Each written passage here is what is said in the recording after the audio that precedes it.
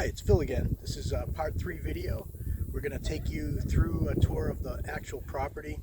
We're going to start here at the entrance, and I'm going to walk you through the section of the property that I have a road cleared out, and it takes us down to the viewpoint of the canyon and natural caves and waterfall. In the final video, it's a fun video. It's Daniel and myself, the delivery driver, going into the caves. The waterfall was dry season, but it was still active, so you'll see the actual waterfall, even though it didn't have a lot of flow, but it was still active. We've had a very dry summer, so I don't think, well, you won't see it in this video anyway, but the water's actually not flowing, but for most of the year it does. It's been unusually dry. You'll also see a lot of dried out greenage here, and that's the same thing. It's a drought. We've even had susceptibility to wildfires and stuff like that. We did have one here in town. It was contained, but very dry conditions. Another thing I just want to declare before we go through, this is the first year in the property. All the construction work that I've done is infrastructure stuff. It's just clearing out the deep forest. This section of land, when I acquired it, was completely forested. So everything that you see cleared is been done after I acquired the property. So it hasn't been beautified yet. That's going to be in the spring. So keep that in mind as we walk through. So we're just paying attention to the road clearage, the designated spots, stuff like that. Trying to, just make sure you don't focus on the beautification. Like I'm going to be, you'll see a lot of dried out, even after I cleared it. I did bush hog, but you'll see dried out grass. It hasn't been seeded yet and made to look green, but in the spring, that's the task for next spring. So the goal was clear out infrastructure, get everything ready this year, and then next year is the finer details of the property, beautification of the property. Okay, so let's go.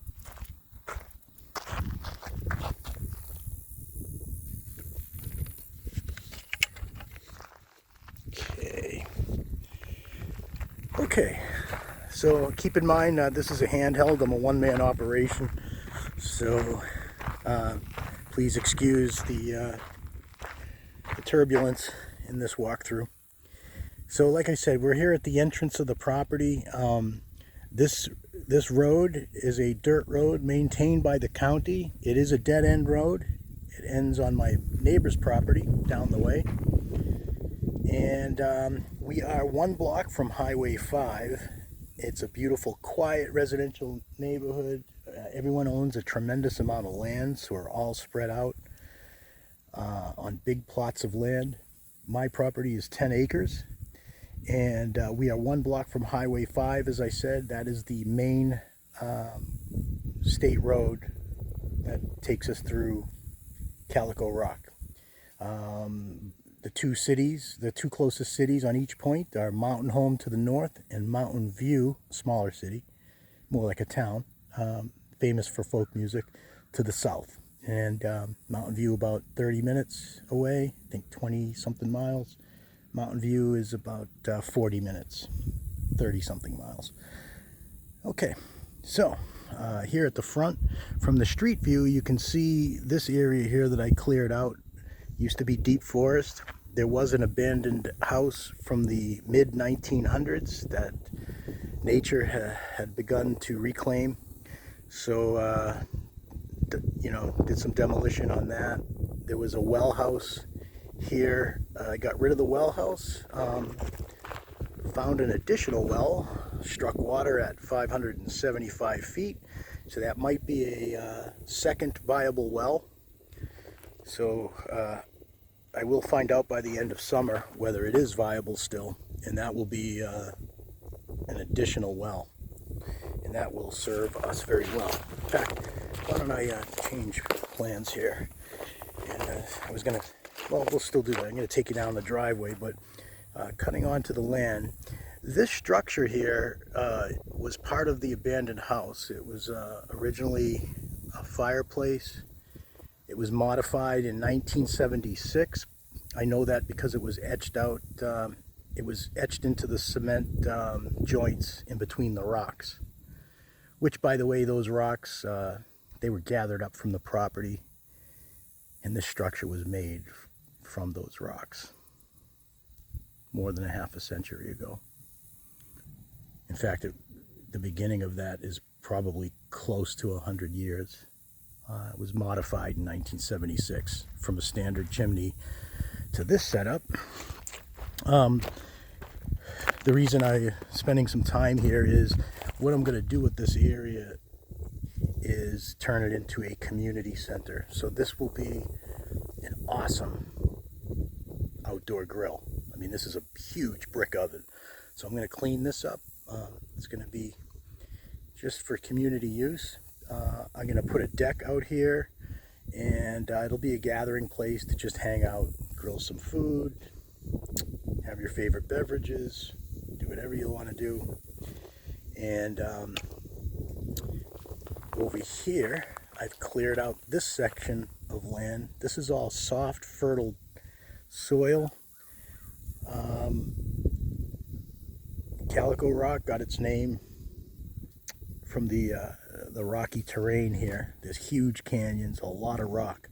But where there is dirt, the soil is incredibly nutritious, good quality, viable soil for growing food.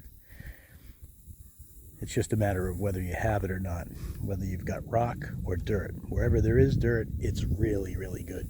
So what I've been doing is just moving dirt around on the property after I got it cleared. I'm trying to keep this space level. As you can tell, it's naturally on a hill, but I am leveling it out by building a rock wall. I'm gonna leave this here. Actually, no. Okay, so, oh, one more thing. This here was a smokehouse for pigs. I'm using it as a storage locker. Doesn't leak or anything like that, but it doesn't have an actual door. I don't know what we're gonna do with that. Okay, you'll see this tree here. This is a joke. My neighbor has a tractor, so I paid him to clear the land, but I finished off the larger trees with a chainsaw. This one here, I chopped it down. This is kind of just a neighborly joke. It looks like a cannon or a gun pointing, so I left it up as a conversation piece, and it certainly did raise conversation in the neighborhood. So I'm just going to leave it there. You can barely budge it. You could actually do, bend your knees and do pull-ups on that thing. It's so sturdy. So anyway, it's just a joke. Okay, so I started building this rock wall, and that's going to support the level land, because like I said, it's on a natural hill. So when you scale back here, you'll see I've just been gathering up rocks and building a wall as I raise the soil. So this here is going to be a community garden, and anybody can grow food here.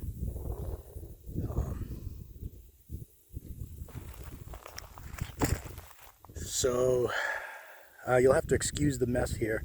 These are, over here you'll see 2 tin piles. Tin is very cheap right now, so I donated the tin to some neighbors that have the proper vehicle to take this to the scrap yard, but it's not even worth the price of fuel right now to take it there. So I'm just going to store it here in the property until the value of the tin makes it worthwhile, and then they're going to take that away. Here you see this is my burn pile. This is where I've been burning debris. 700-foot well right here. And let's get back. Well, I cheated you from that walkthrough from the entrance. So you'll see the street at the top of the hill here. So I've carved out this road and Put a gravel road in here.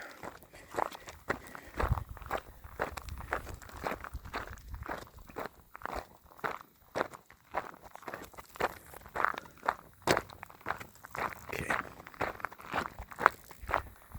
Yeah, by the way, this is about a 10-minute walk. We're on 10 acres, and I have carved out a road into the woods. I only have gravel. It's only finished with gravel up to the house that you saw from the first video, and you can see it here in the distance. So this area here, you'll see where the gravel has been widened. This is an area for tinies with the need for full utilities. As I mentioned, we only have limited space for full utility rentals for two reasons. You know, we have the service back here. It's just enough for that capacity, and the neighbors, they don't want a full-scale community like ITH's corporate communities. As much as I love them, they don't want it here, so we're not going to do that. But I do have a plan B. So this area, this property is going to be a very special place for a few lucky people. So I don't think we can go over 10. And then I'm going to acquire a second property in this same town because I absolutely fell in love with this place. So I'm not going to upset the neighbors, but I'm going to acquire a second property now that I understand the local flavor, you know, where that would be appropriate for a larger community, where it would be accepted and where it wouldn't. And I am going to acquire that land, develop it, and we will have Calico property number 2. So I guess my sales pitch to you is, this is special, this is limited. These videos are really only meant to attract a few people. So, okay. Now this area here, as you can see, I cleared out the road, but I don't have gravel yet, and there's no reason for me to dump that cost in yet. Now we're entering the off-grid section of the property. I don't have utility service down here. That's a tough feat.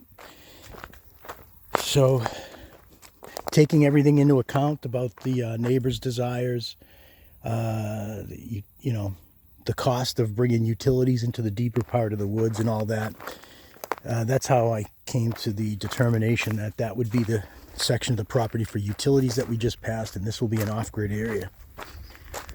Okay, so the weeds are already starting to grow back here. Like, this was cleared out. Like I said, please excuse the weeds. Next spring is beautification. This is all infrastructure here. And it is ready for rentals. So that goal is now complete.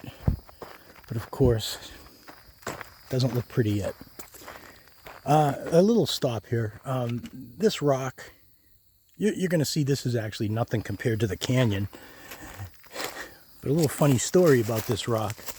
I have a neighbor that has lived in Arkansas his whole life. He's an older fella. He came to visit me a few months ago and confessed his story of coming to visit the rock when I wasn't here, which, you know, of course I thought that was endearing. I thought it was wonderful. And what surprised me is that he's lived here his whole life and he's fascinated by this rock, which I took for granted. So of course the next day I came down here to take a look at what it is that he sees in this thing. I mean, I could see someone like me being fascinated by it. Anyway, so as a little joke, I designated it as a holy site and told him he can continue coming to visit the rock, but he will have to make pilgrimage on foot from now on. And he lives about 2 miles down the road. So this area here, this is the end. So this, you can't really see it because there's weeds coming up. This will all be gone in the spring. But this is kind of a, not kind of, this is a U-turn. So this is a cul-de-sac, I guess, or will be a cul-de-sac.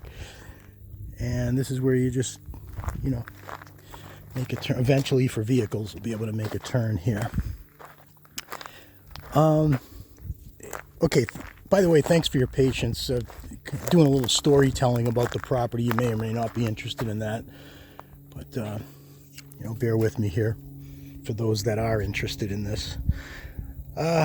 You'll see that this area that I carved out, which I had no idea at the time, turned out to be terraced. And I knew there was something to it. When the family that raised children here in the mid-1900s came to visit, and they gave me a history on the property and the lives of their family back then. Very interesting.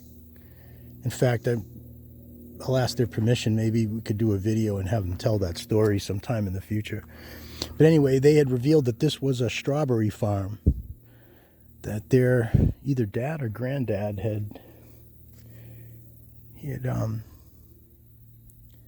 he excavated all this to make this terrace. It had some natural landscape to start it, but he did modify that. So and they had a strawberry farm. So apparently this is part of an irrigation program. I don't know what I'm talking about, but I have seen that in China with rice farms where they have terrace style rows of food, and I believe that is for water conservation. So they irrigate on the top level, and it just keeps, you know, going down to the different levels. So you'll see here in the woods that we actually have about 4 levels going this way into the woods. Sorry, I don't have any trails built to take you across that way, so you're not going to get that. Okay, so taking you through, now we've gone around the future cul-de-sac and we're heading back. Actually, you would be going around this side, and this is where the circle would end. It becomes one roadway. This wasn't the path to get back to the waterfall, though. There were some barriers to make a more direct route. So, okay, this area, I have to work on this a little bit. I need to widen this a little bit, but this here is the path to the canyon, caves, and waterfall.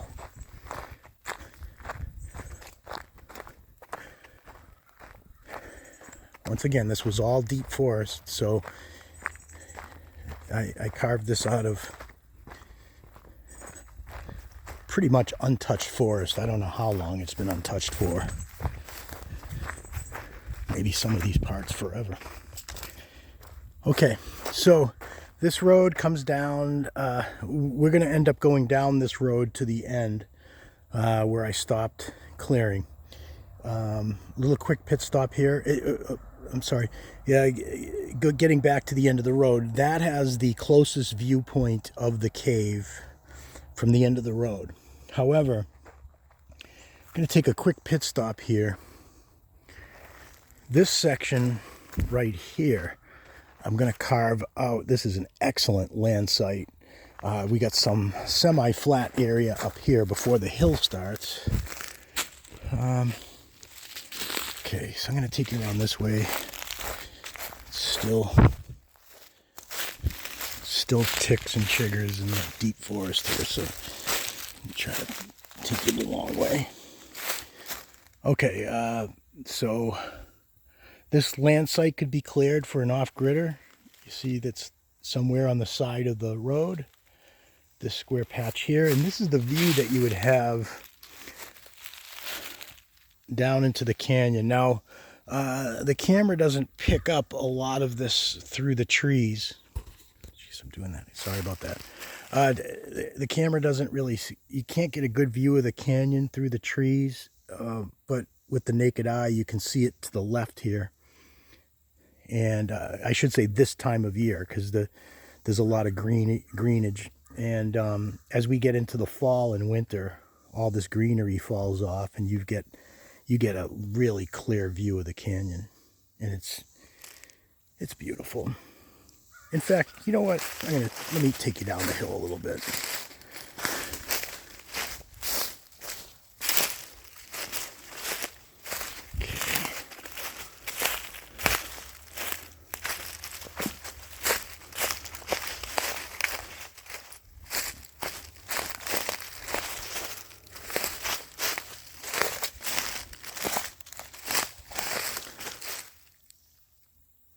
See if I can get a close up of that.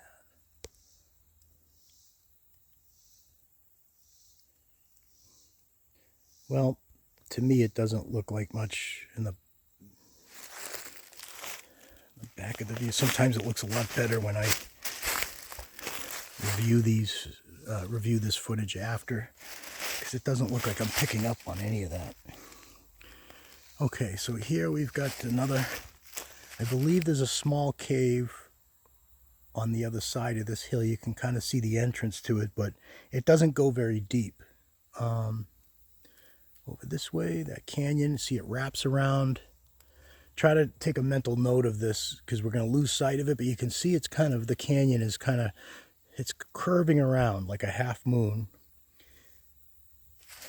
You see the canyon, it goes deep down there. It's hard to kind of get depth perception from the video. It's a much better with the naked eye. But, okay, so take a mental note of that. We're going to go back up to the road. This was an unexpected detour.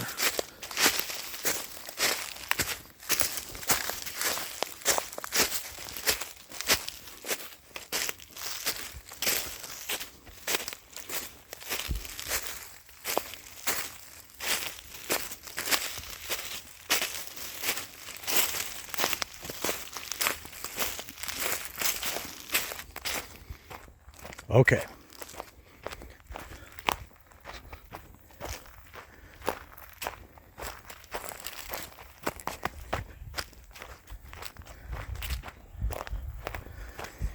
Okay, so we're actually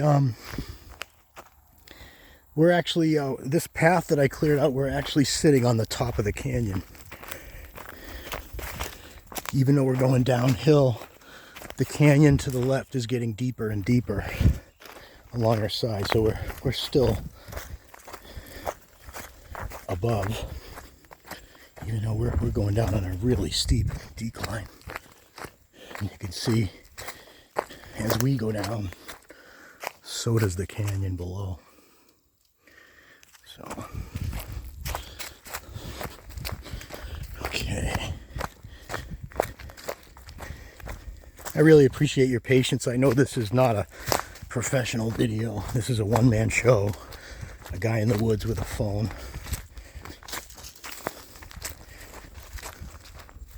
It's probably shaky and rocky. But,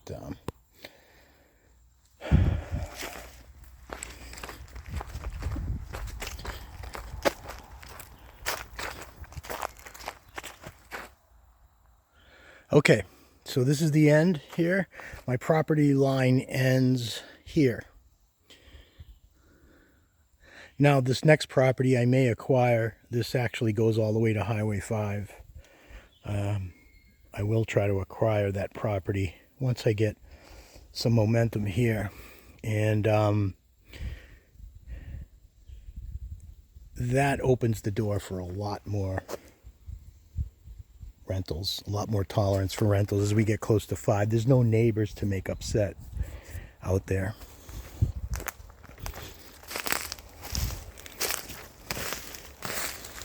Now, I'm going to take you down. It's very easy to lose sight of the property marker. Okay, now This area, believe it or not, I cleared out also, but it looks really rough still. You can only walk through it. Anyone that wants this lot, I will have to come back here with a chainsaw and finish clearing it out for you. But we're talking, I can do that in an afternoon.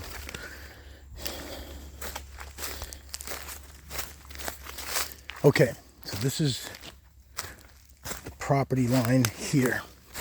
So this would be the closest home site to the cave and waterfall.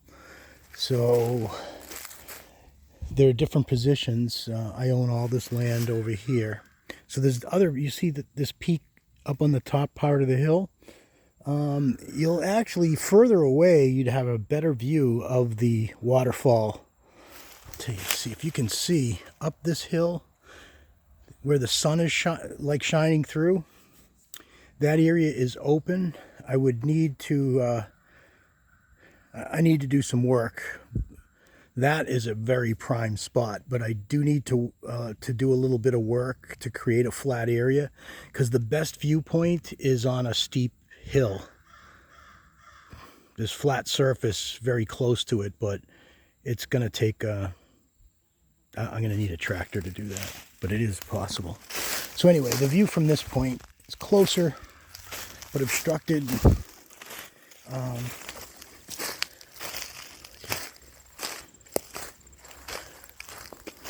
I'm not going to go down into the waterfall. I have a separate video that I actually filmed already with Daniel, and that's a lot of fun. So I'm going to post that after this one.